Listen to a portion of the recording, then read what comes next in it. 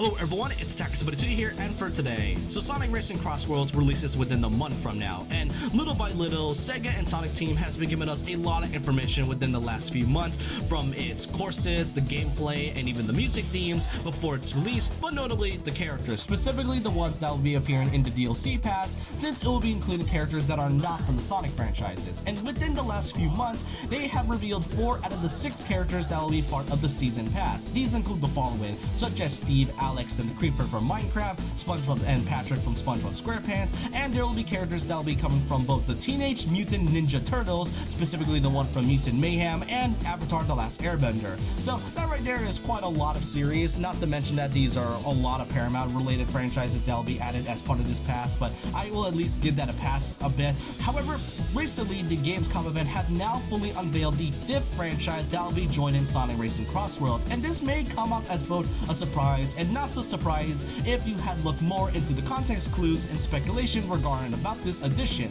and it turns out to be none other than the ever so iconic video game character alongside Mario, that being Pac-Man and the 4 Ghosts, pretty much revealing that yes, we are going to be getting Pac-Man content into this season pass, as well as a stage that will be coming from the series just like the other DLC characters. So yeah, great to see that Pac-Man and the Ghosts are now coming into this racing game, but I did state that it was not surprising for those that have speculated this, because there were some context clues as to how this collaboration was even happening to begin with. What did catch me by surprise though is that when they revealed that Pac-Man and the Ghosts will be coming into this racing game, they had also revealed that not just that, they will also include a Sonic collaboration as part of a DLC collab for the upcoming remake of Pac-Man World 2 RePac, which releases funny enough within a month from now. So that right there I find a bit more surprising than the character that will be appearing in the racing game, but nonetheless it is great to see two upcoming titles now collaborating within each other as DLC characters in a way.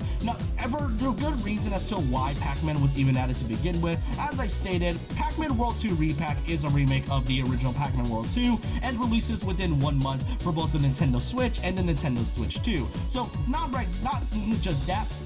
the Digital Deluxe Edition includes a collab stage and collab costume, when funny enough is that this game releases on September 26th, while Crossworlds releases on the 25th of that month. So these two games not only come out within the same week from each other, but it's the fact that they're so close kind of makes you think that Pac-Man was going to be a DLC character, and lo and behold, it turns out to be true. But now to granted, Sonic Crossworlds' Pac-Man DLC will not be releasing until early in 2026, while Pac-Man World 2 RePac's DLC with the Sonic collab will indeed have its own DLC pack until the late 2025, but nonetheless, it is really great to see these franchises collide with each other once again. Since Pac-Man is not really new to racing games, and not the fact that he's not really new to the Sonic franchises, there were occasions where both Pac-Man and Sega tends to kind of,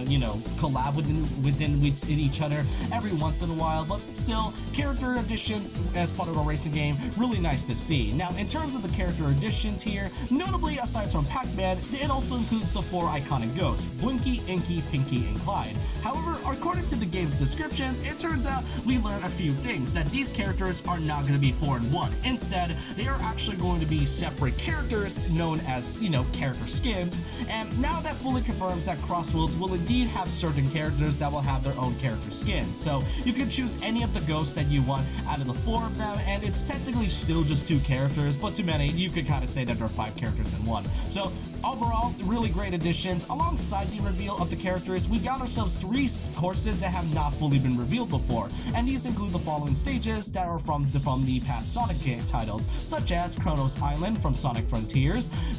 White Space, specifically the version from Shadow Generations, and Sky Temple from Sonic Superstars. So these are stages that have not been fully confirmed before, so it's great to see them in full, and I cannot wait to play this one. And I am very excited, notably on Kronos Island to be exact, but that right there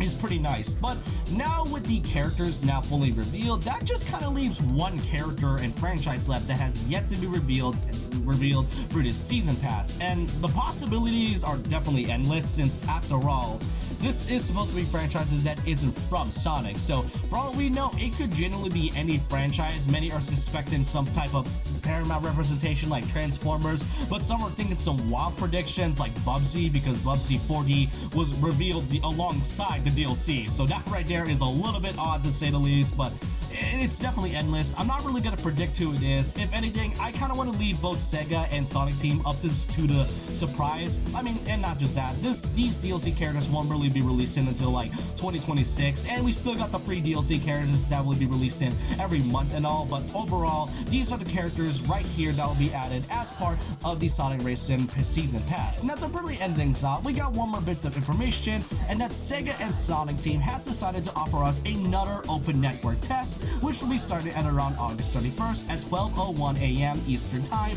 or 9:01 a.m. Specific time depending on your time zone. Now, what is really great about this is that they will also give you an opportunity to play as Joker for Persona 5 and on August 31st with an event known as Joker Festival, where you get to play as the character in this one, and it will last until September 1st on that day. So overall, pretty great and a lot of information. Within a month, we are now pretty much close to this game's release, and regardless of how divisive the game's reception has been, especially with the recent racing titles that have been shown lately, like